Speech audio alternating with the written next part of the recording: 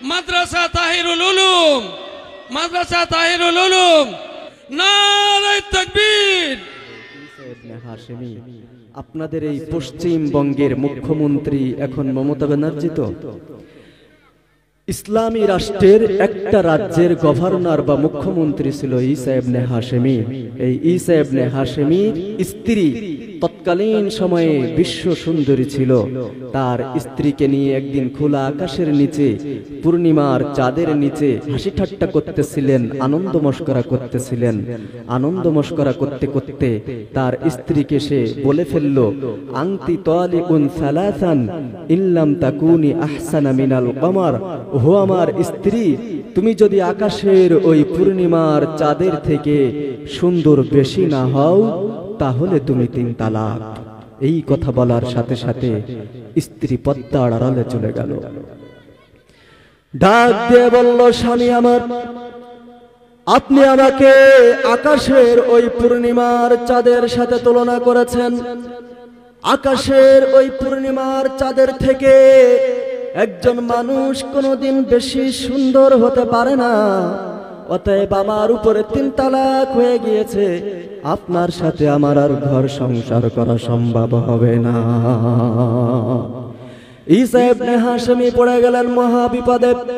হাসি ঠাট্টা করতে গিয়ে স্ত্রীকে খুশি করার জন্য একটা কথা বলেই ফেলেছেন, আর এই সামান্য কথার কারণে তার সুন্দরী স্ত্রী তালাক হয়ে যাবে, এটা তিনি মেনে নিতে পারলেন না।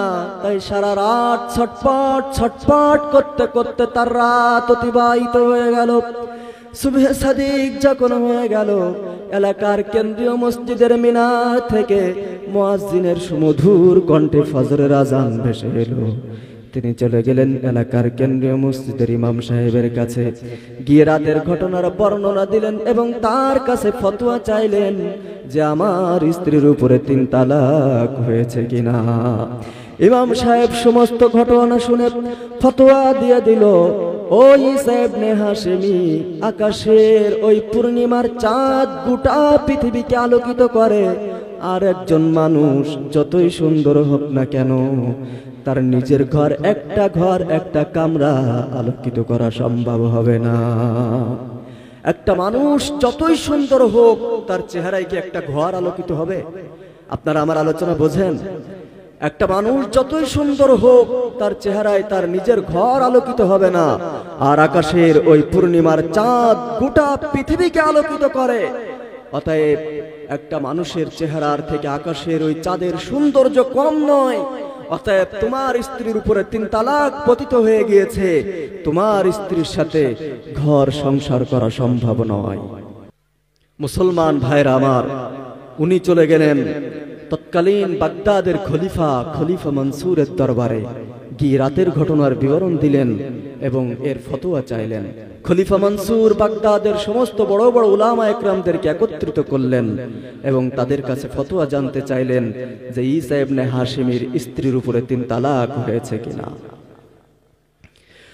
মুসলমান ভাইরা আমার, বাগদাদের সমস্ত বড় বড় উলামা একরাম একত্রিত হয়ে ফতোয়া দিয়ে দিল, ওই ঈসা ইবনে হাশেমি আকাশের ওই পূর্ণিমার চাঁদ গোটা পৃথিবীকে আলোকিত করে, আর মানুষ যতই সুন্দর হোক না কেন তার নিজের ঘরকে আলোকিত করা সম্ভব নয়।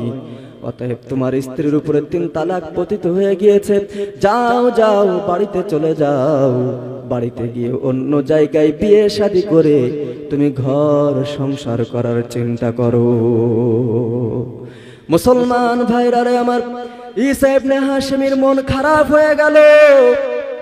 তিনি মনে মনে ভাবলেন, এটা আমি কি করলাম, আমার স্ত্রীকে বুঝে আমি হারায়া ফেললাম। কিন্তু ওই মজলিসের ছোট্ট একটা মাদ্রাসার তালবে ইলম উপস্থিত ছিল, ছাত্র উপস্থিত ছিল।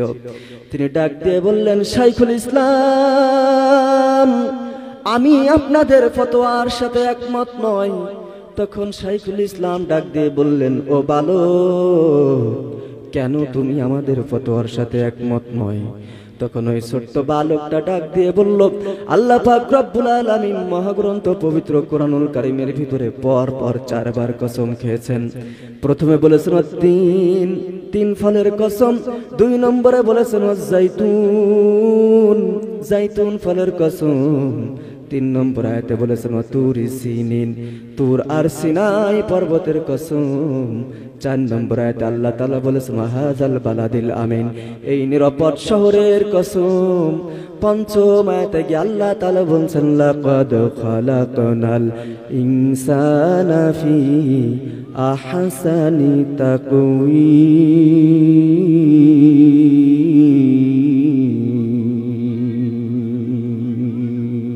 জোরে বলেন আল্লাহু আকবার। 5ম আয়াত তেলাওয়াত করে ছোট্ট মাদ্রাসার তালবে ইলম ডাক দিয়ে বলল, ও ঈসা ইবনে হাশেমি, ও শাইখুল ইসলাম, আল্লাহ পাক রব্বুল আলামিন মহাগ্রন্থ পবিত্র কুরআনুল কারীমের ভিতরে পর পর 4 বার কসম খেয়েছেন। 4 বার কসম খাওয়ার পরে আল্লাহ পাক রব্বুল আলামিন বলেন নাই যে আমি চাঁদকে সুন্দর করে সৃষ্টি করেছি, আমি সূর্যকে সুন্দর করে সৃষ্টি করেছি, অসংখ্য অগণিত নদী নালা খাল বিল পাহাড় সাগরকে আল্লাহ তাআলা সুন্দর করে সৃষ্টি করেছেন। কিন্তু মহাগ্রন্থ পবিত্র কুরআনুল কারীমের ভিতরে কোথাও বলেন নাই যে আমি পাহাড় সাগর ঝর্ণা নহরকে সুন্দর করে সৃষ্টি করেছি।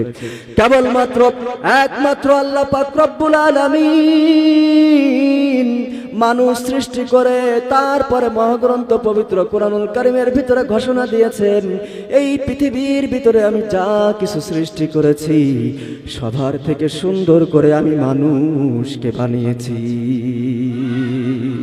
অতএব ঈসা ইবনে হাশেমি, তোমার স্ত্রীর উপরে 3 তালাক পতিত হয় নাই, যাও যাও বাড়িতে চলে যাও, নির্দ্বিধায় তুমি তোমার স্ত্রীর সাথে ঘর সংসার করো। নারে তাকবীর, নারে তাকবীর, নারে তাকবীর। আকাশের ওই পূর্ণিমার চাঁদ নয়, শুধু আকাশের ওই সূর্যের থেকে আল্লাহ পাক রব্বুল আলামিন মানুষকে সুন্দর করে বানিয়েছেন। একটু জোরে বলেন সুবহানাল্লাহ। এখানেই শেষ নয়, মহাগ্রন্থ পবিত্র কুরআনুল কারীমের সূরা বানী ইসরাঈলের ৭০ নম্বর আয়াত আল্লাহ তাআলা বলেন ওয়ালাকাদ কাররামনা বানী আদম, আমি মানুষকে সম্মান দান করেছি, আমি মানুষকে মর্যাদা দান করেছি। এই একই আয়াতের শেষ অংশে আল্লাহ তাআলা বলেন ওয়াফাদ্দালনাহুম আলা কাসীরিম মিম্মান খালাকনা তাফদীলা, আমি মানুষকে মর্যাদা দান করেছি সবার থেকে, মানুষকে সবার থেকে ক্ষমতা দান করেছি, মানুষের সবার থেকে শক্তি দান করেছি। এমনকি এই আয়াতের তাফসীর করতে গিয়ে মুফাসসিরিন ইকরাম লিখেছেন, এই আয়াত নাজিল করার মাধ্যমে আল্লাহ পাক রব্বুল আলামিন পৃথিবীবাসীকে এই কথাই স্পষ্ট ভাষায় জানিয়ে দিয়েছেন, সবার থেকে মানুষকে তো সুন্দর করে বানিয়েছেন, এমনকি সবার থেকে মর্যাদা দান করেছেন, ক্ষমতা দান করেছেন, সম্মান দান করেছেন, এমনকি নূরের তৈরি ফেরেশতাদের থেকেও আল্লাহ পাক রব্বুল আলামিন মানুষকে বেশি মর্যাদা দান করেছেন, বেশি ক্ষমতা দান করেছেন। একবার জোরে বলেন সুবহানাল্লাহ। এই জন্য কবি বলেছেন, তুমি মাটির আদমকে প্রথম সৃষ্টি করিয়া ঘোষণা করিয়া দিলে শ্রেষ্ঠ বলিয়া, তুমি মাটির আদমকে প্রথম সৃষ্টি করিয়া ঘোষণা করিয়া দিলে শ্রেষ্ঠ বলিয়া, তাই নূরের ফেরেশতা করে আদমকে সেজদা, তাই নূরের ফেরেশতা করে আদমকে সেজদা, সবার চেয়ে দিলে তুমি মাটির মানুষকে সম্মান। আল্লাহু আল্লাহু তুমি জাল্লে জালালুহু, শেষ করা তো যায় না গে তোমার গুণগান। আপনারা বলবেন বাঘ, ভাল্লুক, হাতি, সিংহ এগুলোর থেকে না হয় মানুষের মর্যাদা, মানুষের ক্ষমতা বেশি, এটা মানলাম, কিন্তু ফেরেশতাদের থেকে আবার মানুষের মর্যাদা, মানুষের ক্ষমতা, মানুষের শক্তি বেশি, এটা কি মেনে নেওয়া যায়? এটা বোঝাতে গেলে আপনাদের সামনে আরেকটি ঘটনা উল্লেখ করা লাগে। ফেরেশতাদের সরদার হযরত জিবরাইল আমিন একদিন আল্লাহকে ডাক দিয়ে বলেন, আল্লাহ আমি তোমার জান্নাত একটু ঘুরে দেখতে চাই। আপনারা কি জিবরাইলের নাম শুনেছেন? আল্লাহ বললেন, জিবরাইল তুমি যদি আমার জান্নাত ঘুরে দেখতে চাও তাহলে আমার সব থেকে ছোট জান্নাত জান্নাতুন নাঈম একটু ঘুরে দেখে আসো। একটু জোরে বলেন সুবহানাল্লাহ। মুসলমান ভাইরা রে আমার, আল্লাহর কাছ থেকে অনুমোদন নিয়ে জিবরাইল আমিন চলে গেলেন জান্নাতুন নাঈম ভ্রমণ করার উদ্দেশ্যে। একদিন নয়, 2 দিন নয়, টানা 70 দিন পর্যন্ত জিবরাইল আমিন জান্নাতুন নাঈম ভ্রমণ করলেন।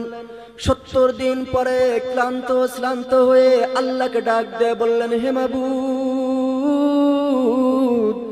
আমি আর পারছি না, ক্লান্ত হয়ে গিয়েছি, তবে এবার তুমি আমাকে বলে দাও, তোমার সব থেকে ছোট জান্নাত জান্নাতুন নাঈমের এই পর্যন্ত আমি কতটুকু ভ্রমণ করলাম। আল্লাহ পাক রব্বুল আলামিন জিবরাইলকে ডাক দিয়ে বললেন, জিবরাইল, তুই আমার সব থেকে ছোট জান্নাত দীর্ঘ 70 দিন পর্যন্ত ভ্রমণ করে 3 ভাগের 1 ভাগও দেখি এখনো পর্যন্ত শেষ করতে পারো নাই। একটু সবাই জোরে বলেন সুবহানাল্লাহ। জিবরাইল ডাক দিয়ে বললেন, হে মাবুদ, আপনি আমাকে 600 নূরের ডানা দান করেছেন। এর আগে আপনাদের আরেকটি তথ্য জানিয়ে রাখি, জিবরাইলকে আল্লাহ পাক রব্বুল আলামিন 600 নূরের ডানা দান করেছেন। এই 600 নূরের ডানার ভিতরে জিবরাইল আমিন একটা ডানা যদি একবার এভাবে উঁচু করে একবার নিচে নামায়, তাহলে 1 মাস 10 দিনের পথ অতিক্রম করতে পারে। একটু জোরে বলেন।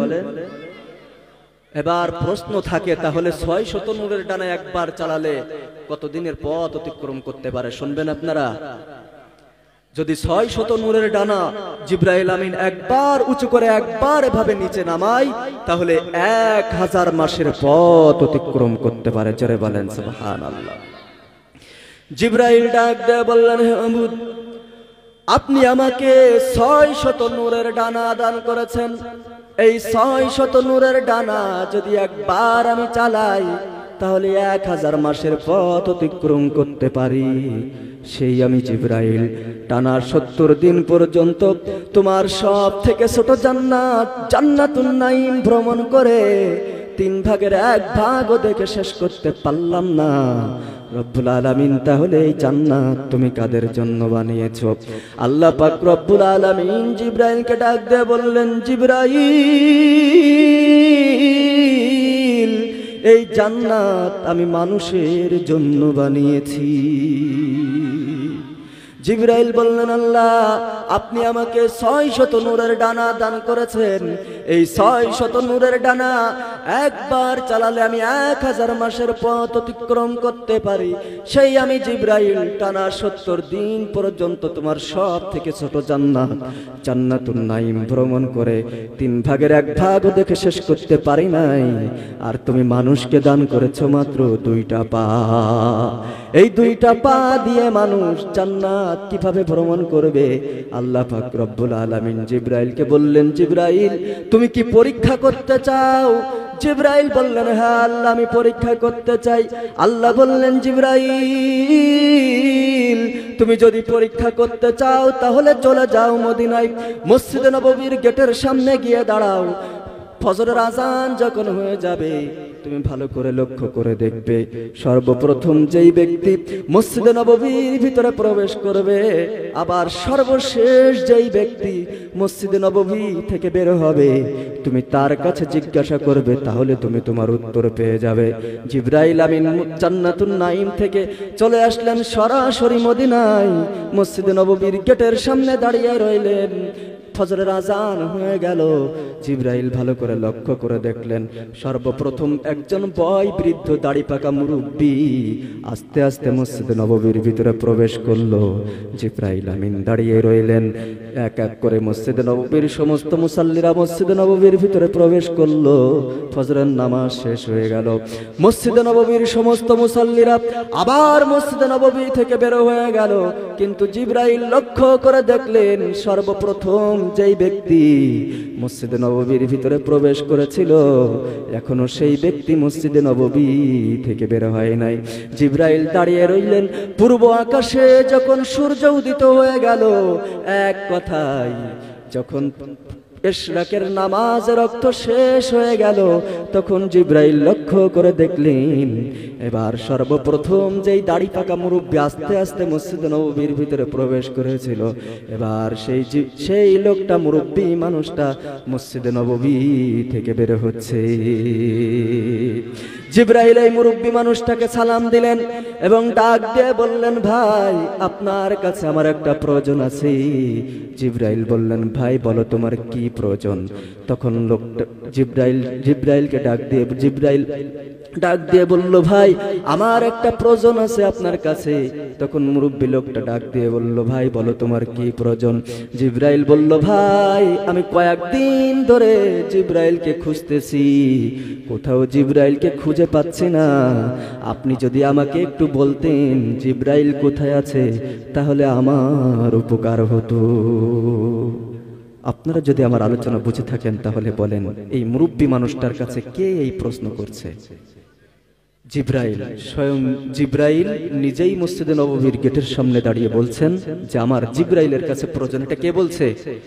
জিবরাইল নিজে বলছে, আমার জিবরাইলের কাছে খুব প্রয়োজন, আপনি আমাকে বললে আমার একটু উপকার হতো। এই মুরব্বী মানুষটা ডাক দিয়ে বলল, আমাকে মাত্র 2 রাকাত নামাজ পড়ার সুযোগ দিতে হবে। একটু জোরে বলেন সুবহানাল্লাহ। জিবরাইলের কাছ থেকে অনুমোদন নিয়ে মুরব্বী মানুষটা আবারও মসজিদে নববীর ভিতরে প্রবেশ করল। মাত্র 2 রাকাত নামাজ আদায় করলেন। 2 রাকাত নামাজ আদায় করে মসজিদে নববীর গেটের সামনে এসে দাঁড়ালেন। জিবরাইলের সামনে দাঁড়িয়ে এই মুরব্বী মানুষটা কয়েক মুহূর্ত চোখ বুঝলেন। কয়েক মুহূর্ত পরে চোখ খুলে ডাক দিয়ে বললেন, ভাই আমি 8টা জান্নাত, 7টা জাহান্নাম, 7 আসমান, 13 নদী, 7 সমুদ্র, 13 নদী, পৃথিবীর সমস্ত বন জঙ্গল তন্ন তন্ন করে খুঁজে দেখলাম। পৃথিবীর এক প্রান্ত থেকে অন্য প্রান্ত পর্যন্ত তন্ন তন্ন করে খুঁজে দেখলাম, কোথাও জিবরাইলকে খুঁজে পেলাম না। আমার মনে হয় ভাই তুমি নিজেই স্বয়ং জিবরাইল। একটু জোরে বলবেন না? এবার আমার আলোচনা যদি আপনারা বুঝে থাকেন তাহলে বলেন, জিবরাইলকে 600 নূরের ডানা দেওয়া হয়েছে। এই 600 নূরের ডানা জিবরাইল আমিন একবার চালালে 1000 মাসের পথ অতিক্রম করতে পারে। সেই জিবরাইল টানা 70 দিন পর্যন্ত আল্লাহর সব থেকে ছোট জান্নাত জান্নাতুন নাঈম ভ্রমণ করে 3 ভাগের 1 ভাগও দেখে শেষ করতে পারে নাই। আর সামান্য এই 2 পাওয়ালা মানুষ মসজিদে নববীর গেটের সামনে দাঁড়িয়ে কয়েক মুহূর্ত চোখ বুজে চোখ খুলে বলছেন যে আমি 8টা জান্নাত, 7টা জাহান্নাম, 7 আসমান, 7 জমিন, 7 সমুদ্র, 13 নদী, পৃথিবীর সমস্ত বন জঙ্গল তন্ন তন্ন করে খুঁজে দেখলাম। পৃথিবীর এক প্রান্ত থেকে অন্য প্রান্ত পর্যন্ত তন্ন তন্ন করে খুঁজে দেখলাম, কোথাও জিবরাইলকে খুঁজে পাইনি। আমার মনে হয় তুমি নিজেই স্বয়ং জিবরাইল। নারায়ে তাকবীর, নারায়ে তাকবীর। এবার আপনাদের কাছে আমার প্রশ্ন, ওই 600 নূরের ডানাওয়ালা জিবরাইলের ক্ষমতা বেশি, মর্যাদা বেশি, শক্তি বেশি, না এই 2 পাওয়ালা মানুষের ক্ষমতা, মর্যাদা, পাওয়ার বেশি? একটু জোরে বলেন। 2 পাওয়ালা মানুষের ক্ষমতা, পাওয়ার, মর্যাদা বেশি। একটু জোরে বলেন সুবহানাল্লাহ। এই বয় বৃদ্ধ মানুষটা ইনি আর কেউ নন, ইনি হচ্ছেন খলিফাতুল মুসলিমিন, আমিরুল মুমিনিন, প্রথম খলিফা হযরত আবু বকর সিদ্দিক রাদিয়াল্লাহু তাআলা আনহু। মুসলমান ভাইরা আমার, আল্লাহ পাক রব্বুল আলামিন আপনাকে আর আমাকে মর্যাদা দিয়েছিলেন, ক্ষমতা দিয়েছিলেন, পাওয়ার দিয়েছিলেন, শক্তি দিয়েছিলেন, কিন্তু আপনি আর আমি প্রকৃত মানুষ হতে না পারার কারণে আল্লাহর দেওয়া সেই পাওয়ার, সেই মর্যাদা আজকে আমরা হারিয়ে ফেলেছি। অথচ এই মানুষের পাওয়ার কেমন ছিল, এই মানুষের মর্যাদা কেমন ছিল, চলুন ইতিহাসের পাতা থেকে আর একটু নজর বুলিয়ে আসি। আমিরুল মুমিনিন হযরত ওমর রাদিয়াল্লাহু তাআলা আনহু একবার হযরত সাদ বিন আবি ওয়াক্কাস রাদিয়াল্লাহু তাআলা আনহুর নেতৃত্বে ৬০,০০০-এর বিশাল বড় একটা মুসলিম সেনাবাহিনী আফ্রিকা অভিযানে প্রেরণ করলেন। ৬০,০০০-এর বিশাল বড় মুসলিম সেনাবাহিনী যখন আফ্রিকার কাছাকাছি পৌঁছে গেল, তখন মুসলমানদের সামনে বিশাল বড় একটা সমুদ্র বাধা হয়ে দাঁড়ালো। যেই সমুদ্র পার হওয়ার জন্য কোনো লঞ্চ নাই, স্টিমার নাই, জাহাজ নাই। মুসলমান ভাইরা রে আমার, সেনাপতি হযরত সাদ বিন আবি ওয়াক্কাস রাদিয়াল্লাহু তাআলা আনহু মুসলিম সেনাবাহিনীকে ডাক দিয়ে বললেন, ও মুসলিম সেনাবাহিনী, আমরা সুদূর মদিনা থেকে এসেছি এই আফ্রিকার জমিনে ইসলামের ঝান্ডাকে উদ্দিন করার জন্য, কালেমার পতাকাকে উদ্দিন করার জন্য। এখন আমাদের সামনে বিশাল বড় একটা সমুদ্র বাধা হয়ে দাঁড়িয়েছে। এখন এই সমুদ্র দেখে তোমরা এখান থেকে আবার মদিনায় ফিরে যাবে, না সমুদ্রের ওই পারে তোমরা ইসলামের ঝান্ডা উত্তোলন করতে চাও? মুসলিম সেনাবাহিনী জবাব দিল, আমরা মদিনা থেকে এই আফ্রিকার এই পর্যন্ত এসে আমরা আবার মদিনায় ফিরে যেতে চাই না। এই সমুদ্রের ওই পারে আমরা কালেমার ঝান্ডাকে উদ্দিন করতে চাই। মুসলিম সেনাবাহিনী মনে করলো হয়তোবা সেনাপতি এই সমুদ্র পার হওয়ার জন্য আমাদের কোনো উপায় বলে দেবেন, কোনো পথ বলে দেবেন। কিন্তু মুসলিম সেনাপতি হযরত সাদ বিন আবি ওয়াক্কাস রাদিয়াল্লাহু তাআলা আনহু মুসলিম সেনাবাহিনীকে কোনো পথ বলে দিলেন না, কোনো জাহাজের ব্যবস্থা করলেন না, স্টিমারের ব্যবস্থা করলেন না, লঞ্চের ব্যবস্থা করলেন না। এই কথা শেষ না করতে করতেই সেনাপতি হযরত সাদ বিন আবি ওয়াক্কাস রাদিয়াল্লাহু তাআলা আনহু নিজের ঘোড়াটা নিয়ে এই উত্তাল সমুদ্রের উপরে ঝাঁপিয়ে পড়লেন। সেনাপতির দেখা দেখি ৬০,০০০-এর বিশাল বড় মুসলিম সেনাবাহিনী উত্তাল সমুদ্রের উপরে ঝাঁপিয়ে পড়ল। মুসলমান ভাইরা রে আমার, বুঝার চেষ্টা করবেন, আমরা যারা এই বাংলায় জন্ম নিয়েছি আমরা তো প্রায় মুসলমানেরা সাঁতার জানি। আমাদের দেশে তো পুকুর আছে, খাল বিল আছে, নদী আছে। আপনাদের এলাকা আছে? আমরা তো সাঁতার জানি প্রায় মুসলমান। আমরা যে সমস্ত মুসলমানেরা সাঁতার জানি, আপনাদের এই দীঘা সমুদ্র সৈকতের কাছে গিয়ে যদি বলা হয় ১,০০০ কোটি টাকা পুরস্কার দেওয়া হবে এই সমুদ্র পাড়ি দিয়ে ওই পারে যেতে পারলে, আমরা সাঁতার জানা মুসলমানরা তো এই সমুদ্রের উপরে ঝাঁপিয়ে পড়তে সাহস পাবো, তাই না? আছে সেই সাহস আমাদের আছে? একটু জোরে বলেন মুসলমান আছে? আর আরবের মুসলমানেরা তো সাঁতার জানতো না। আরবে তো এরকম পুকুর নাই, খাল বিল নাই, নদী নাই। তো সেই আমরা যারা সাঁতার জানি মুসলমান, এরাই তো সাহস পাবো না। আর সেই সাঁতার না জানা ৬০,০০০-এর বিশাল বড় মুসলিম সেনাবাহিনী এই উত্তাল সমুদ্রের উপর ঝাঁপিয়ে পড়লো। একটু জোরে বলেন সুবহানাল্লাহ। আর একবার জোরে বলেন না সুবহানাল্লাহ। মুসলমান ভাইরা রে আমার, ৬০,০০০-এর বিশাল বড় মুসলিম সেনাবাহিনী এই যখন সমুদ্র পাড়ি দিয়ে সমুদ্রের ওই পারে পৌঁছে গেল, আফ্রিকায় যখন পৌঁছে গেল, তখন সেনাপতি হযরত সাদ বিন আবি ওয়াক্কাস রাদিয়াল্লাহু তাআলা আনহু মুসলিম সেনাবাহিনীকে ডাক দিয়ে বললেন, ও মুসলিম সেনাবাহিনী, বিশাল উত্তাল সমুদ্র পাড়ি দিয়ে এসেছো, তোমাদের কোনো মালামাল হারিয়ে গিয়েছে নাকি? কোনো উট হারিয়ে গিয়েছে নাকি? কোনো ঘোড়া হারিয়ে গিয়েছে নাকি? মুসলিম সেনাবাহিনী জবাব দিল, না, আমাদের কোনো মালামাল হারিয়ে যায়নি, কোনো উট হারিয়ে যায়নি, কোনো ঘোড়া হারিয়ে যায়নি। কিন্তু একজন মুসলিম সেনা ডাক দিয়ে বলল, সেনাপতি, আমার পানি পান করার একটা পেয়ালা হারিয়ে গিয়েছে। আপনারা কি পেয়ালা চেনেন? গিলাস যেটাকে বলা হয়। একজন মুসলিম সেনা ডাক দিয়ে বলল, সেনাপতি, আমার পানি পান করার একটা পেয়ালা হারিয়ে গিয়েছে। সাথে সাথে সেনাপতি হযরত সাদ বিন আবি ওয়াক্কাস রাদিয়াল্লাহু তাআলা আনহু উত্তাল সমুদ্রের ঢেউকে ডাক দিয়ে বলল, হে উত্তাল সমুদ্রের ঢেউ, আমরা সুদূর মদিনা থেকে এসেছি এই আফ্রিকার জমিনে ইসলামের পতাকা উদ্দিন করার জন্য, কালেমার ঝান্ডাকে উদ্দিন করার জন্য। অতএব আমাদের পানি পান করার একটা পেয়ালা কেন, আমাদের একটা সামান্য পশমের ক্ষতি করার মতো ক্ষমতা তোদের নাই। অতএব যত তাড়াতাড়ি সম্ভব আমাদের পানি পান করার পেয়ালাটা আমাদের কাছে ফিরিয়ে দে।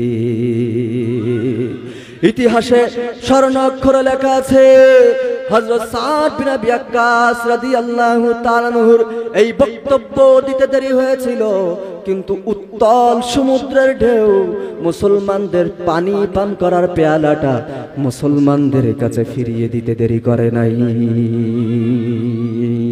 একটু জোরে বলবেন না?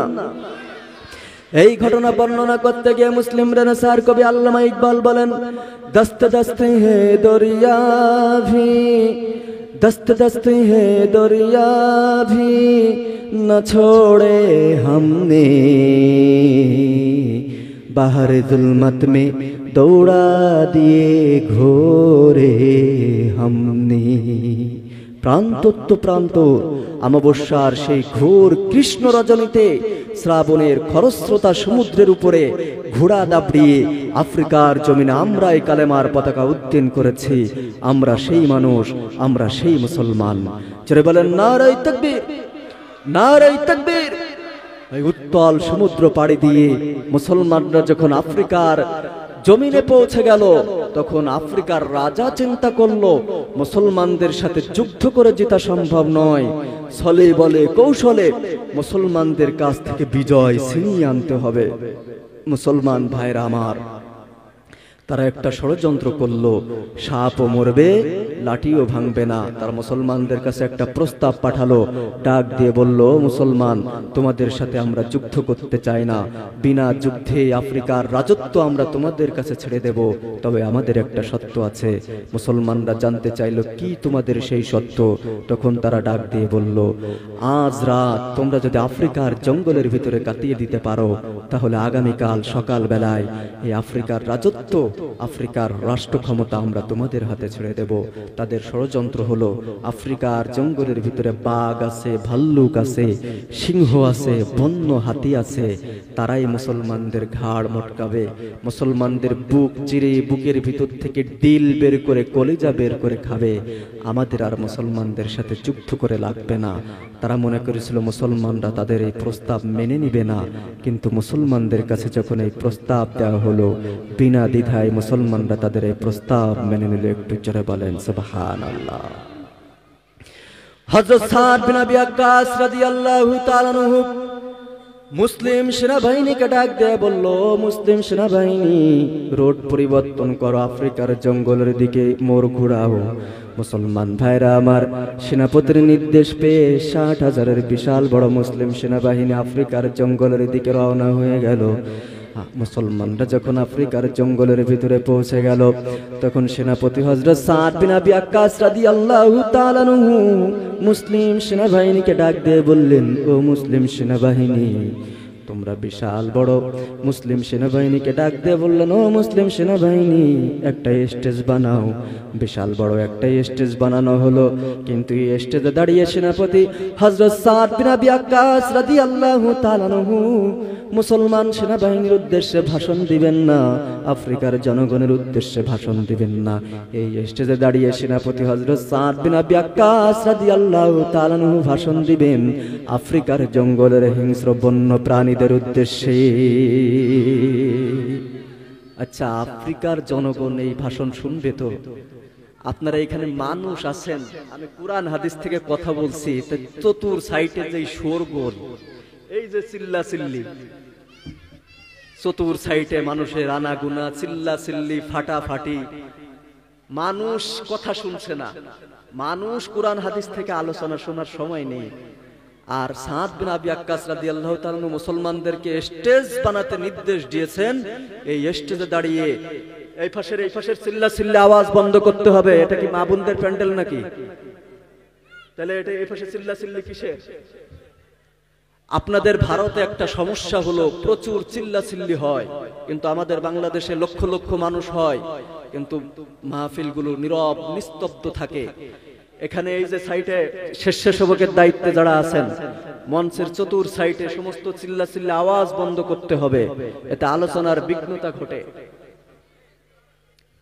তো মুসলমান ভাইরা আমার, আমি আপনাদেরকে ছোট করার জন্য বলছি না, মানে বোঝানোর জন্য বলছি যে আমি আপনাদের উদ্দেশ্যে বক্তব্য দিচ্ছি, তাই মানুষ শুনছে না। আর হযরত সাদ বিন আবি ওয়াক্কাস রাদিয়াল্লাহু তাআলা আনহু বক্তব্য দিবেন আফ্রিকার জঙ্গলের হিংস্র বন্য প্রাণী, বাঘ, ভাল্লুক, সিংহ, হাতিদের উদ্দেশ্যে। শুনবে তো মুসলমান? শুনবে ইনশাআল্লাহ। শুনেন কি হয়। সেনাপতি হযরত সাদ বিন আবি ওয়াক্কাস রাদিয়াল্লাহু তাআলা আনহু স্টেজ তৈরি হয়ে যাওয়ার পরে সর্বপ্রথম স্টেজে দাঁড়িয়ে সম্বোধন করলেন, আইয়াতুহাল হাশারাত নাহনু আসহাবু রাসূলুল্লাহ সাল্লাল্লাহু আলাইহি ওয়াসাল্লাম। হে আফ্রিকার জঙ্গলের হিংস্র বন্য প্রাণীরা, আমরা রাসূলুল্লাহ সাল্লাল্লাহু আলাইহি ওয়াসাল্লামের সাহাবী। আমরা সুদূর মদিনা থেকে এসেছি এই আফ্রিকার জমিনে ইসলামের পতাকাকে উদ্দিন করার জন্য, কালেমার ঝান্ডাকে উদ্দিন করার জন্য। আমরা আল্লাহ এবং আল্লাহর রাসূলের পক্ষ থেকে এসেছি।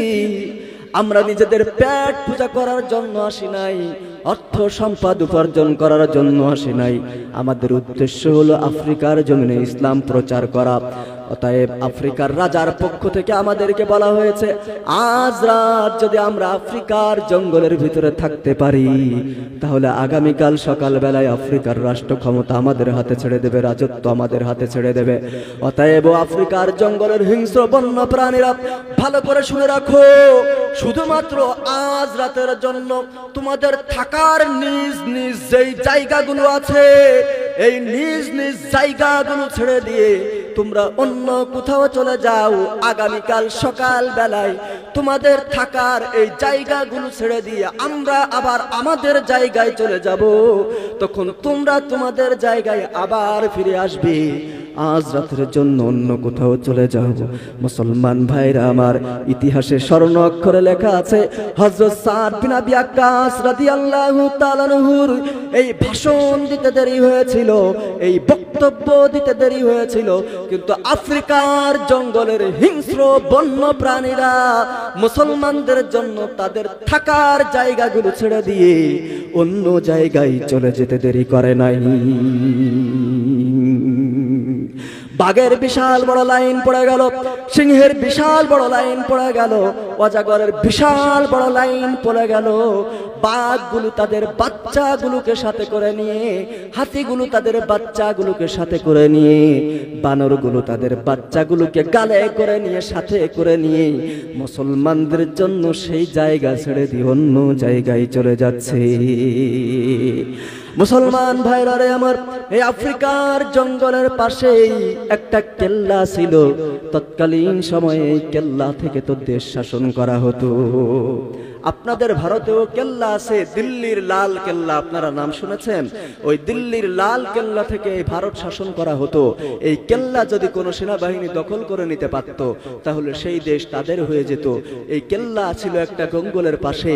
এই জঙ্গলের এই কেল্লার ছাদের উপরে দাঁড়ায়া আফ্রিকার রাজা দেখতে চেয়েছিল মুসলমানদের ঘাড় মটকাবে বাঘে, সিংহে মুসলমানদের কলিজা বের করে খাবে, আর ওখানে বসে তারা হাতে তালি দেবে, তামাশা করবে, আনন্দ মস্করা করবে, অট্ট হাসি দেবে। এই জন্য তারা ওখানে বসে বসে প্রস্তুত গ্রহণ করতেছিল। ড্যান্সার নিয়ে এসেছিল, মেয়ে নিয়ে এসেছিল, রাত্রে আমোদ প্রমোদ করবে। মুসলমানদের বাঘে খাবে, সিংহে খাবে, মুসলমানদের হাত থেকে তাদের দেশকে রক্ষা করবে। এই জন্য তারা ওখানে ড্যান্সার নিয়ে এসে, মদ প্রমোদ নিয়ে এসে আনন্দ প্রমোদ করার জন্য প্রস্তুত ছিল। কিন্তু তারা যখন দেখলো মুসলমানদের সেনাপতি হযরত সাদ বিন আবি ওয়াক্কাস রাদিয়াল্লাহু তাআলা আনহু আরবিতে কি যেন একটা বলল, আর সেটা বলার সাথে সাথে মুসলমানদের জন্য জায়গা ছেড়ে দিয়ে বাঘ আর সিংহ, বাঘ আর হরিণ একসাথে কাঁধে কাঁধ মিলিয়ে যখন অন্য জায়গায় চলে যাচ্ছে, তখন আফ্রিকার রাজা ডাক দিয়ে বলল, এরা কোনো মানুষ না, এরা হলো ভগবান, এরা হলো প্রভু, এরা হলো স্বয়ং দেবতা। একটু জোরে বলেন সুবহানাল্লাহ। অতএব আফ্রিকার জনগণ, ভালো করে শুনে রাখো, মুসলমানদের সাথে যুদ্ধ করে জেতা সম্ভব নয়। মুসলমানদের সাথে যুদ্ধ করতে গেলে আত্মহত্যার শামিল হবে। অতএব আমি মুসলমানদের সাথে যুদ্ধ করতে চাই না, আমি তাদের হাতে ইসলাম গ্রহণ করতে চাই। একটু জোরে বলেন সুবহানাল্লাহ। রাজা কেল্লার ছাদ থেকে দৌড়ায়া নামতে লাগলো। দৌড়ায়া নামনে হযরত সাদ বিন আবি ওয়াক্কাস রাদিয়াল্লাহু তাআলা আনহুর সামনে গিয়ে এভাবে থরথর থরথর করে কাঁপতে লাগলো, আর ডাক দিয়ে বলল, ও মুসলিম সেনাপতি, আপনি আমাকে মাফ করে দেন, ক্ষমা করে দেন। আমি আপনাদেরকে আফ্রিকার জঙ্গলের হিংস্র বন্য প্রাণীদের খাদ্য বানাতে চেয়েছিলাম, কিন্তু আমরা যখন দেখলাম আপনাদের কথা শুনে আফ্রিকার জঙ্গলের হিংস্র বন্য প্রাণীরা আপনাদের উপর আক্রমণ না করে আপনাদের জন্য থাকার জায়গা করে দিয়ে যখন তারা অন্য জায়গায় চলে যাচ্ছে, তখন আমাদের কাছে মনে হয়েছে আপনারা মানুষ না, আপনারা হলো স্বয়ং ভগবান, স্বয়ং দেবতা। অতএব আমাকে পড়ায় দেন লা ইলাহা ইল্লাল্লাহু মুহাম্মাদুর রাসূলুল্লাহ। আফ্রিকার রাজা যখন কালেমা পড়ে মুসলমান হয়ে গেল, তখন আফ্রিকার জনগণ যারা ছিল, লাখ লাখ জনগণ সবাই একদিনে মুসলমানদের হাতে হাত দিয়ে কালেমা পড়ে মুসলমান হয়ে গেল। জোরে বলেন সুবহানাল্লাহ। ইসলাম পৃথিবীর প্রান্তে প্রান্তে এসেছে, তলোয়ারের মাধ্যমে নয়, রক্তপাতের মাধ্যমে নয়, অস্ত্রের মাধ্যমে নয়। ইসলাম পৃথিবীর বুকে ছড়িয়ে পড়েছে মানবিক গুণের মাধ্যমে, মুসলমানের আদর্শের মাধ্যমে, আর অলৌকিক ক্ষমতার মাধ্যমে। মুসলমান ভাইরা আমার, আজকে আমরা প্রকৃত মানুষ হতে না পারার কারণে, প্রকৃত মুসলমান হতে না পারার কারণে আমাদের সেই ক্ষমতা, আমাদের সেই পাওয়ার, আমাদের সেই মর্যাদা আজ আমরা হারিয়ে ফেলেছি। ফলে কি হয়েছে? গোটা পৃথিবীর বুকে আজ আমরা মার খাচ্ছি। মুসলমানরা আজকে নির্যাতিত, নিপীড়িত, অবহেলিত, লাঞ্ছিত, অপমানিত। যেই দেশে মুসলমানরা সংখ্যায় বেশি, সেই দেশেও মুসলমানেরা মার খায়। যেখানে মুসলমানরা সংখ্যায় কম, সেখানেও মুসলমানেরা মার খায়। আপনি যদি তাকান আমাদের বাংলাদেশের পাশের রাষ্ট্র মায়ানমারের দিকে, তাহলে সেখানে দেখতে পাবেন আমার গর্ভবতী মাদেরকে ধরে নিয়ে গর্ভবতী মায়ের পেট কেটে পেটের ভিতর থেকে বাচ্চা বের করে সেই বাচ্চা দিয়ে ফুটবল খেলার মতো জঘন্যতম দুঃসাহস ওই মায়ানমারের জান্তাবদ্ধরা দেখিয়েছে। আপনি যদি তাকান ওই ইরাকের দিকে, তাহলে সেখানে দেখতে পাবেন আমার 10 বছরের 12 বছরের কিশোরী বোনদেরকে ধরে নিয়ে হেলিকপ্টারের ভিতরে পালা গরমে ধর্ষণ করার পরে নির্যাতন সহ্য করতে না পেরে, কষ্ট সহ্য করতে না পেরে আমার কিশোরী বোন যখন জ্ঞান হারিয়ে ফেলেছিল, তখন উড়ন্ত ওই হেলিকপ্টারের ভিতর থেকে আমেরিকার নরপিশাচরা আমার কিশোরী বোনের দেহটাকে পাহাড়ের উপর ছুঁড়ে ফেলে ছিন্ন ভিন্ন করে কত নির্মম ভাবে তারা হত্যা করেছে। যদি তাকান ইথিওপিয়ার দিকে, তাহলে সেখানে দেখতে পাবেন একজন মানুষ ক্ষুধার যন্ত্রণা সহ্য করতে না পেরে আর একজন মানুষের বমি খেয়েছে। ক্ষুধার স্তর কতটুকু নিচে নামলে পরে তারপরে একজন মানুষ আর একজন মানুষের বমি খেতে পারে।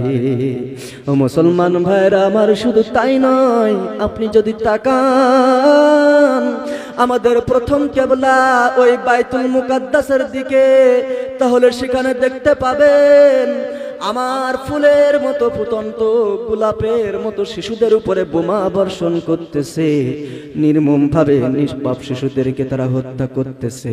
আজকে 2025 সালের এই 23শে ফেব্রুয়ারি, আজকে যদি আপনি কম্পিউটারে সার্চ দেন, গুগলে যদি সার্চ দেন, তাহলে ফিলিস্তিনের গাজা শহর কেমন অবস্থায় আপনারা দেখবেন।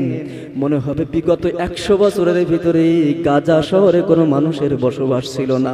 মুসলমান ভাইরা আমার, সামনে রমজান মাস, গত বছর রমজান মাসে আমি থাইল্যান্ডে ছিলাম।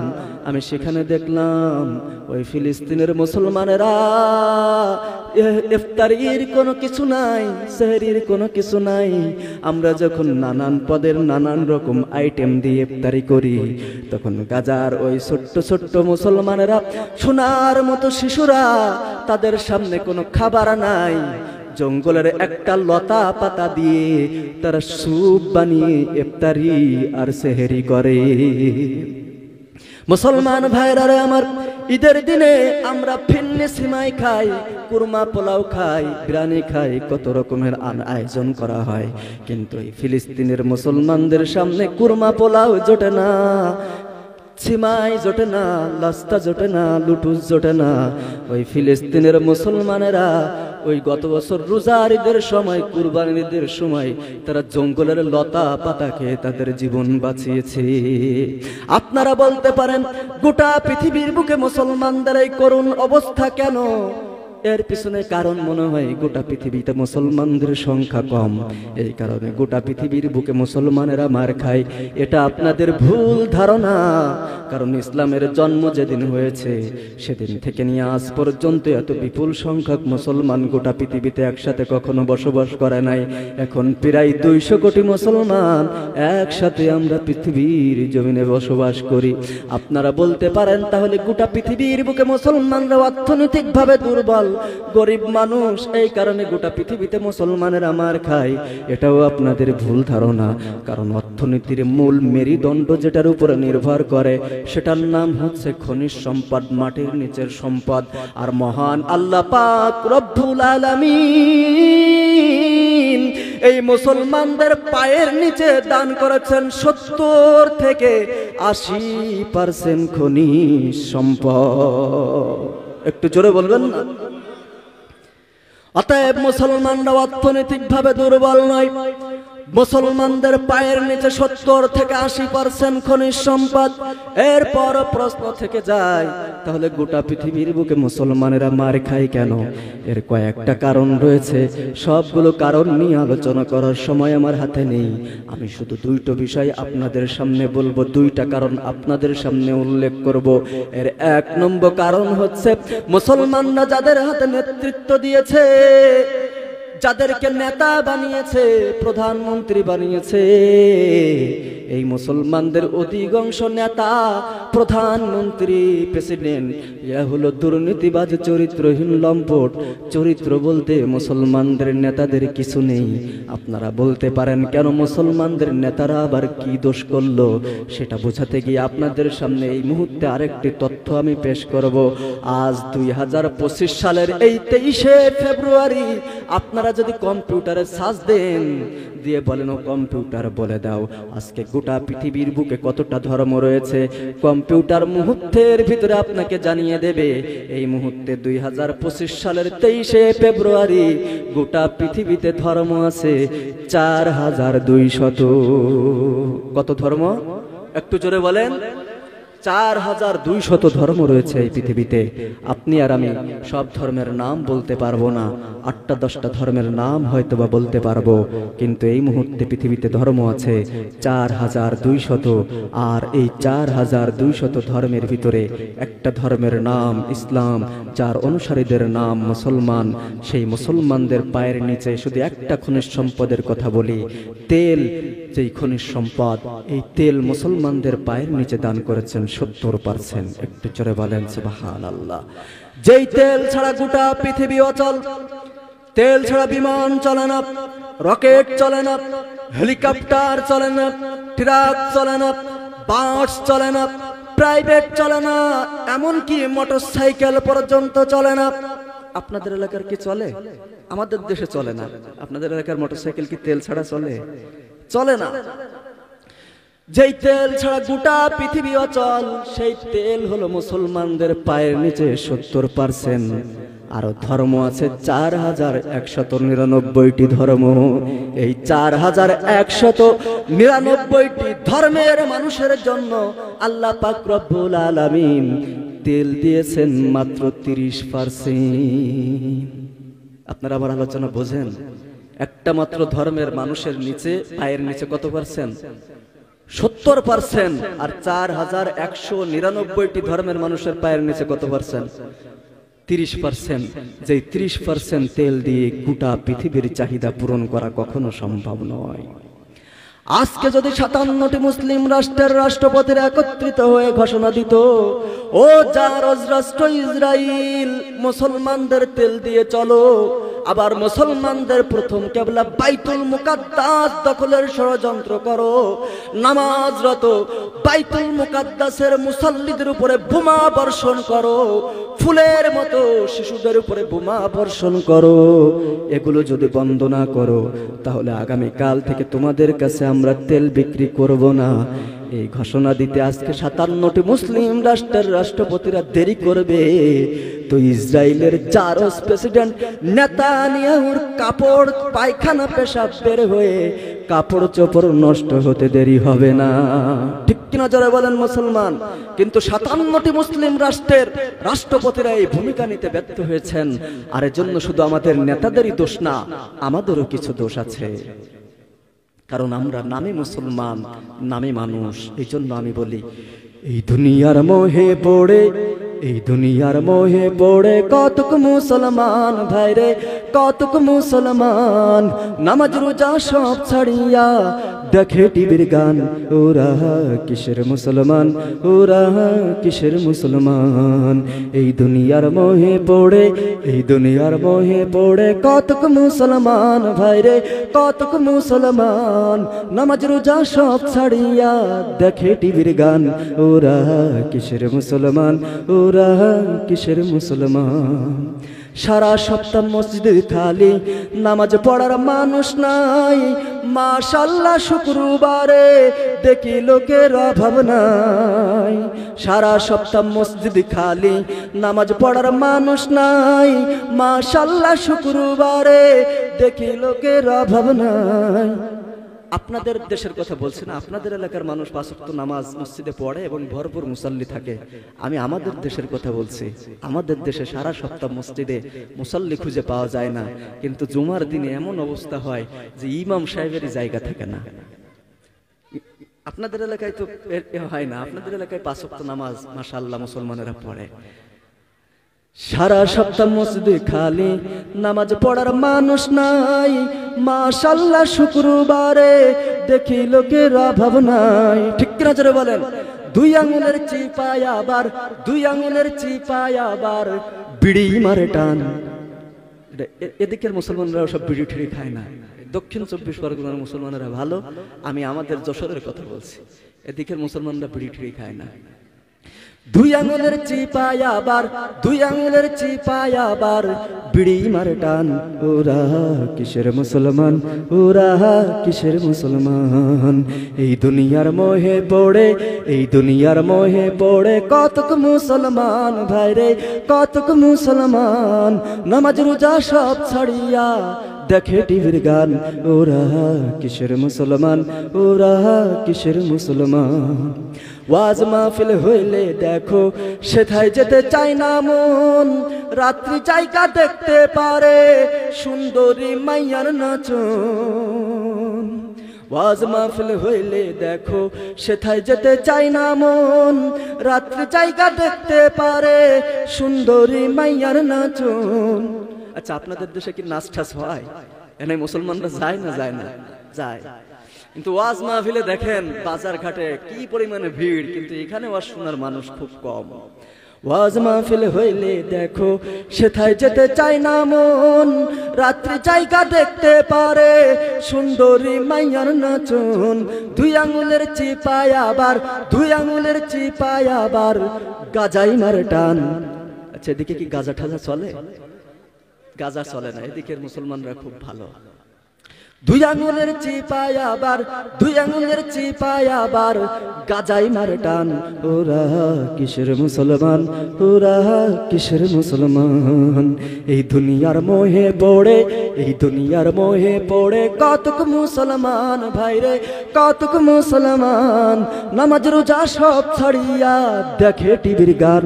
ওরা কিসের মুসলমান, ওরা কিসের মুসলমান? আজকে আমরা শুধু নামে মুসলমান হওয়ার কারণে গোটা পৃথিবীর বুকে আজকে আমরা মার খাচ্ছি।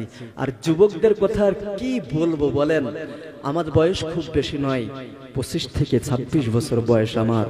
তো আমি আমার এই অল্প বয়সে যেটা দেখেছি, যে আমাদের ছোটবেলায় যখন দেখতাম যে কোনো মেয়ে, কোনো বাবা বা কোনো ছেলের যদি আমাদের সমবয়সী কারোর যদি ছেঁড়া পোশাক পরতে দেখতাম, ছেঁড়া জামা বা ছেঁড়া প্যান্ট যদি তারা পরতো, ছেঁড়া লুঙ্গি যদি পরতো, তাহলে আমরা তাকে মনে করতাম গরিব মানুষ, টাকা নাই, তাই টাকার অভাবে ছেঁড়া জামা ছেঁড়া প্যান্ট পরে।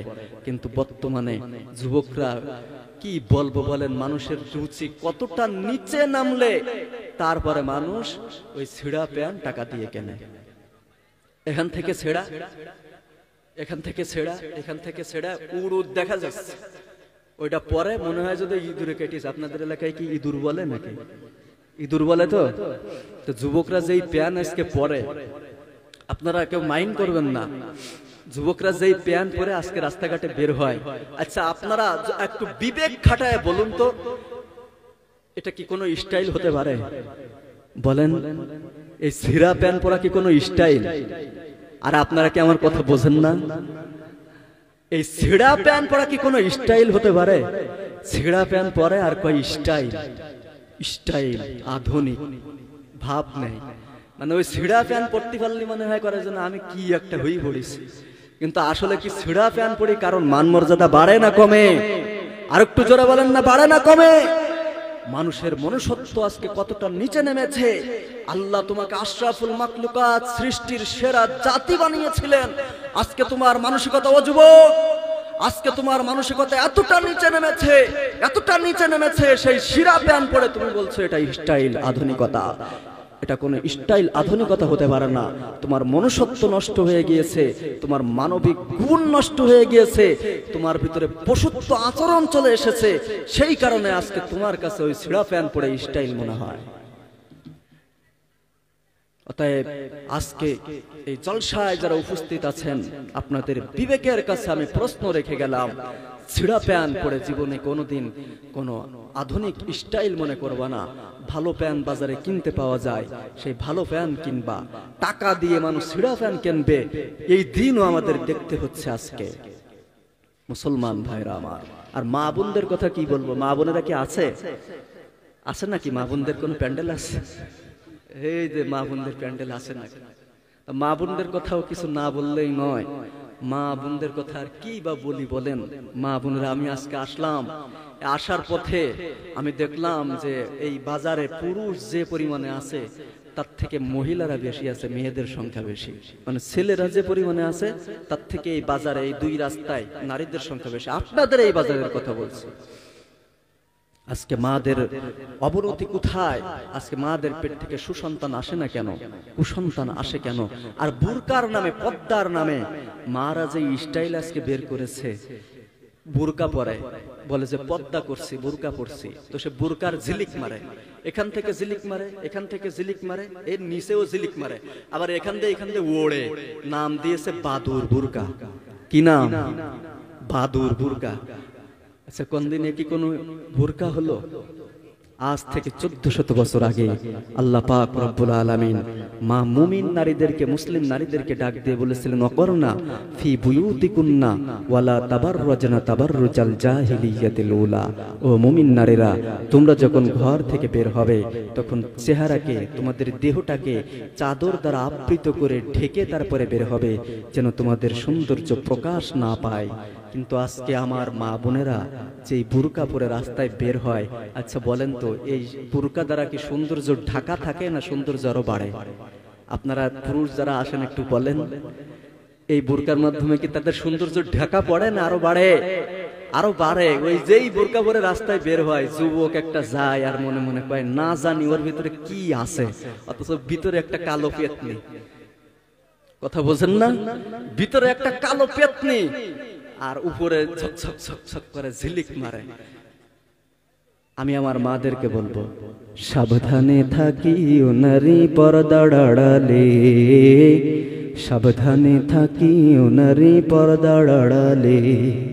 হাদিসে হারাম লেখে অন্যে দেখিলে, হাদিসে হারাম লেখে অন্যে দেখিলে। সাবধানে থাকিও নারী পর্দার আড়ালে, সাবধানে থাকিও নারী পর্দার আড়ালে। শোনো নারী হাদিসের বাণী,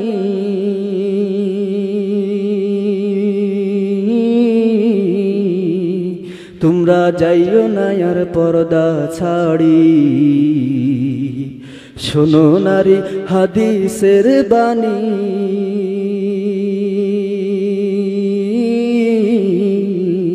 তোমরা যাইও না আর পর্দা ছাড়ি। সুপারিশ করবেন না নবী, সুপারিশ করবেন না নবী, দায়ুস হইলে সাবধানে থাকি নারী পর্দার আড়ালে, সাবধানে থাকি নারী পর্দার আড়ালে। হাদিসে হারাম লেখে অন্যে দেখিলে, হাদিসে হারাম লেখে অন্যে দেখিলে, সাবধানে থাকি নারী পর্দার আড়ালে।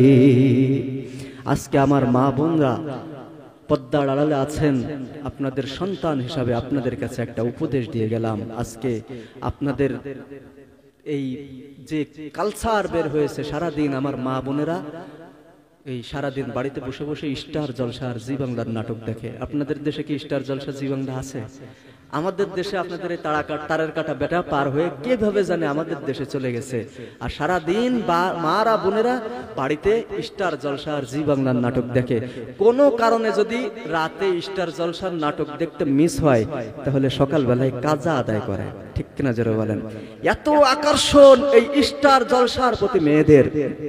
স্বামী ঈশান নামাজ পড়ে এসে ডাক দিয়ে বলছে, জরিনার মা কই, জরিনার মা কই, ভাত দাও। তখন জরিনার মা ডাক দিয়ে বলছে যে, স্বামী, জরিনার বাপ, আমার কাছ থেকে যদি তোমার ভাত খেতে হয় তাহলে তোমাকে আরো আধা ঘন্টা অপেক্ষা করতে হবে। স্ত্রী স্বামী ডাক দিয়ে বলল, ইন্নাল্লাহা মা'আস সাবিরিন, নিশ্চয়ই সবরকারীর সঙ্গে আল্লাহ আছেন। উনি আধা ঘন্টা ধৈর্য ধরলেন। আধা ঘন্টা পরে আবার ডাক দিয়ে বলছে, কই জরিনার মা, আধা ঘন্টা তো হয়ে গেল, এবার ভাত দাও। তখন জরিনার মা ডাক দিয়ে বলছে, স্বামী, জরিনার বাপ, যদি আমার কাছ থেকে তোমার ভাত খেতে হয় তাহলে তোমাকে আরো আধা ঘন্টা অপেক্ষা করতে হবে। বলল, কেন? তুমি না একটু আগে বললে যে আধা ঘন্টা, আবার আধা ঘন্টা কেন? তখন জরিনার মা ডাক দিয়ে বলছে, স্বামী, স্টার জলসার নাটক শেষ, এবার জি বাংলার শুরু হয়েছে। কটকুটে শেষ, এবার ফটফটে শুরু হয়েছে। এই ফটফটে শেষ হবে, তারপরে তোমার ভাত। স্বামী ডাক দিয়ে বলছে, ইন্নাল্লাহা মা'আস সাবিরিন, নিশ্চয়ই সবরকারীর সঙ্গে আল্লাহ আছেন, ধৈর্যশীলদের সাথে আল্লাহ আছেন। আচ্ছা, আমি আপনাদের কাছে জিজ্ঞাসা করি, যার স্ত্রী স্টার জলসা আর জি বাংলার নাটক দেখে আর স্বামী বসে বসে ধৈর্য ধরে, আপনারা বলেন তো, এই স্বামীর সাথে শয়তান আছে না আল্লাহ আছে? আর একটু জোরে বলেন। শয়তান আছে। যার স্ত্রী স্টার জলসার জি বাংলার নাটক দেখে আর সে কিছু বলে না, বসে বসে ধৈর্য ধরে সবর করে, ওর সাথে আল্লাহ আছে? একটু জোরে বলেন, কে আছে? অতএব স্বামী যারা আছেন আজকে এখানে, আপনাদের স্ত্রীদেরকে স্টার জলসা জি বাংলার নাটক থেকে ফিরায় রাখতে হবে। বিশেষ করে আমি আমার মাদের পায়ে হাত দিয়ে বলে যাব, আমি আমার বাপদের পায়ে হাত দিয়ে বলে যাব, ও মা, তুমি যদি তোমার সন্তান যখন পেটে থাকে, সন্তান পেটে থাকা অবস্থায় তুমি যদি তোমার সন্তানকে পেটে নিয়ে ওই স্টার জলসার জি বাংলার নাটক দেখো, তাহলে তোমার পেটে যে সন্তান আছে, মা, লাল কালির কলম দিয়ে লিখে রাখতে পারো, তোমার ওই পেটের সন্তান কোনোদিন সুসন্তান হবে না। তোমার পেটের সন্তান হবে কুসন্তান, মাস্তান আর সন্ত্রাস। যে স্ত্রী, যেই মা সন্তানকে পেটে নিয়ে স্টার জলসার জি বাংলার নাটক দেখবে, ওই সন্তান মা বাবার মুখ কখনো উজ্জ্বল করবে না। ওই সন্তান মা বাবার মুখে চুন কালি লাগাবে। অতএব আমি আমার মাদেরকে বলবো, মা, সন্তানের যদি মঙ্গল চাও, সুসন্তান যদি চাও, তাহলে সন্তানকে পেটে নিয়ে স্টার জলসার জি বাংলার নাটক দেখবা না। সন্তানকে পেটে নিয়ে তোমরা যদি নামাজ কালাম জিকির আজগার করতে পারো, তাহলে সেদিন বেশি দূরে নয়, যেদিন তোমাদের পেট থেকে আবার আবু বকরের মতো সন্তান আসবে, ওমরের মতো সন্তান আসবে, হযরত সাদ বিন আবি ওয়াক্কাস রাদিয়াল্লাহু তাআলা আনহুর মতো সন্তান আসবে। যেই সন্তান গোটা পৃথিবীর বুকে মুসলমানদের মাথা আবার উঁচু করে দেবে, মুসলমানদের বিজয় গোটা পৃথিবীর বুকে নিয়ে আসবে। অতএব আমি আমার মাদেরকে বলবো, ও মা, তোমাদের পেট থেকে আমরা মুরগি মিলন, পিচ্চি হান্নান, কালা জাহাঙ্গীর, টুকার সাগর আমরা চাই না। আমরা তোমাদের পেট থেকে আরেকটা সাদ বিন আবি আক্কাস রাদিয়াল্লাহু তাআলা আনহু চাই। তোমাদের পেট থেকে মোহাম্মদ বিন কাসেম চাই, যারা মুসলমানদের বিজয় এনে দেবে। তোমাদের পেট থেকে আজকে এই সুসন্তানগুলো আসে না কেন, কুসন্তান আসে কেন? তার পিছনে কারণ হলো মা, তোমাদের ক্যারেক্টার খারাপ হয়ে গিয়েছে। মানুষ গড়ার যে কারিগর, তোমাদের সেই ফ্যাক্টরি আজকে খারাপ হয়ে গিয়েছে, যার কারণে গোটা পৃথিবীর বুকে আজকে মুসলমানদের মতো, মুসলমানদের সেই পাওয়ার, সেই ক্ষমতা হারিয়ে ফেলেছে। তোমরা এর জন্য সর্বপ্রথম দায়ী। অতএব মা বোনদের কাছে বিনীত নিবেদন করব, এই পৃথিবীকে আবারও মুসলমানদের হাতে আনার জন্য তোমাদেরকেই ঠিক হতে হবে। তোমাদের এই ফ্যাক্টরিকেই আগে ভালো করতে হবে। তোমাদের ফ্যাক্টরিকে আল্লাহ তাআলা ভালো করার তৌফিক দান করুক। জোরে বলেন আমিন। আরেকটু জোরে বলেন আমিন। আমি আমার আলোচনা শেষ পর্যায়ে এসে গিয়েছি। শেষ করার আগে আপনাদের সামনে আরেকটি ঘটনা বলেই আমি আমার আলোচনার এটি টানব। এক আল্লাহর ওলি রাতের বেলায় ঘুমিয়ে আছেন। ঘুমের ভিতরে উনি স্বপ্ন দেখতেছেন 3 দিন আগে তার এলাকার একটা মানুষ মারা গিয়েছিল। ওই মানুষটা এসে ডাক দিয়ে বলছে, ও আল্লাহর ওলি, জাহান্নামের কঠিন আযাব আমার কবরকে গ্রাস করে ফেলেছে। আমার দুনিয়াতে কোনো নেক সন্তান নাই, একটা মেয়ে আছে, খারাপ মেয়ে। তারপরও আমার মেয়ের সাথে যদি তোমার দেখা হয়, তাহলে বলবে সে যদি আল্লাহর রাস্তায় কোনো কিছু দান করে দেয়, তাহলে আল্লাহ তাআলা হয়তোবা আমাকে এই অবস্থা থেকে মুক্তি দান করবেন। একটু জোরে বলেন সুবহানাল্লাহ। স্বপ্ন দেখার পরে আল্লাহর ওলির ঘুম ভেঙে গেল। ঘুম যখন ভেঙে গেল, তখন আল্লাহর ওলি তাহাজ্জুদের নামাজ পড়ার জন্য এলাকার মসজিদে যাচ্ছিলেন। মসজিদে যাওয়ার পথে একটা পুকুর আছে। সেই পুকুরের পাশ দিয়ে যখন তিনি যাচ্ছিলেন, তখন তিনি দেখতে পেলেন কিছুক্ষণ আগে যেই লোকটা তাকে স্বপ্ন দেখিয়েছে, তার মেয়ে খারাপ কাজ করে এসে ওই পুকুরে গোসল করতেছে। তাই আল্লাহর ওলি ওই তার মেয়েকে ডাক দিয়ে বলল, মা, কিছুক্ষণ আগে আমি স্বপ্ন দেখলাম তোমার বাবা জাহান্নামের কঠিন আযাবের ভিতরে আছে। তাই তোমার বাবা আমাকে বলেছে তোমার সাথে আমার দেখা হলে আমি যেন এই কথা তোমার সাথে বলি, এবং তুমি যেন আল্লাহর রাস্তায় কোনো কিছু দান করে দাও। তুমি যদি আল্লাহর রাস্তায় কোনো কিছু দান করে দাও, তাহলে এর ওসিলা করে আল্লাহ পাক রব্বুল আলামিন হয়তোবা তোমার বাবার কবরের আযাবকে মাফ করে দিবেন। মুসলমান ভাইরা আমার, নিজের বাবা এমন কঠিন আযাবের ভিতরে আছে, জাহান্নামের আযাবের ভিতরে আছে, এই কথা শোনার পরও এই বেশ্যামের মন নরম হলো না। সে এক কলস পানি এরকম হাতে নিল, এক কলস পানি নিয়ে আল্লাহর ওলির দিকে এভাবে ছুঁড়ে মারলো, আর ডাক দিয়ে বলল, আল্লাহর ওলি, যাও যাও যাও, এই পানি আমি আল্লাহর রাস্তায় দান করে দিলাম। মুসলমান ভাইরা আমার, আল্লাহর ওলির মন খারাপ হয়ে গেল। তিনি মন খারাপ করে সেখান থেকে চলে গেলেন।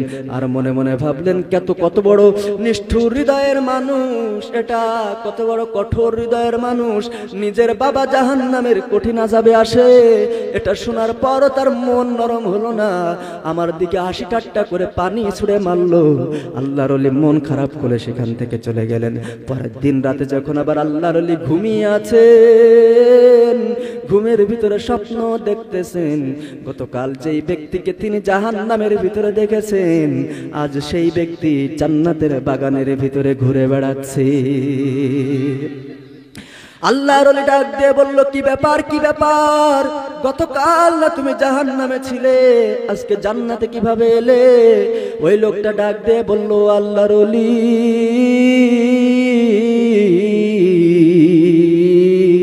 তুমি আমার মেয়েকে বলেছো, আর আমার মেয়ে আল্লাহর রাস্তায় দান করে দিয়েছে। এই উসিলা করে আল্লাহ পাক রব্বুল আলামিন আমাকে জাহান্নামের কঠিন আযাব থেকে মুক্তি দান করে জান্নাতের বাসিন্দা বানিয়ে দিয়েছেন। মুসলমান ভাইরা আমার, আল্লাহর ওলি ডাক দিয়ে বলল, ও ভাই, তোমার মেয়ে তো আল্লাহর রাস্তায় কোনো কিছু দান করে নাই, বরঞ্চ তোমার আযাবের কথা শুনে সে আমার দিকে হাসি ঠাট্টা করে এক কলস পানি ছুঁড়ে মেরেছে। ওই লোকটা ডাক দিয়ে বলল, আল্লাহর ওলি,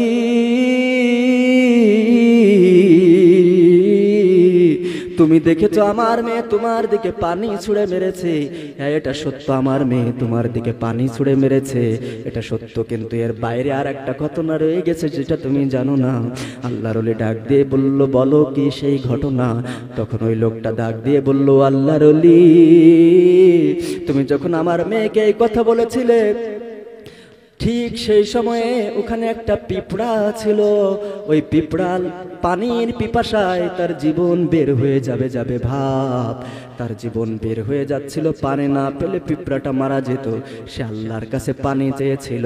ঠিক সেই সময় আমার মেয়ে তোমার দিকে এক কলস পানি নিয়ে মেরেছিল, ওই এক কলস পানি থেকে এক ফোঁটা পানি ওই পিঁপড়ার সামনে গিয়ে পড়েছিল, আর ওই এক ফোঁটা পানি থেকে পিঁপড়া পানি পান করে সে তার জীবন ফিরে পেয়ে দুই হাত তুলে আল্লাহর কাছে দোয়া করেছে, হে মাবুদ, আমার জীবনের শেষ মুহূর্তে পানি না পেলে আমার জীবন যখন বের হয়ে যাবে, ঠিক সেই মুহূর্তে আমার মুখে যে পানি তুলে দিল, আমার জীবন যে বাঁচালো, হে আল্লাহ, তার কোন আত্মীয় স্বজন মা বাবা অন্ধকার গহীন কবরে যদি থাকে, আর জাহান্নামের আযাব যদি তার বাবার কবরের আযাবকে গ্রাস করে ফেলে, তাহলে আমার দোয়ার ওসিলায় তার পিতামাতার কবরের আযাবকে মাফ করে দাও।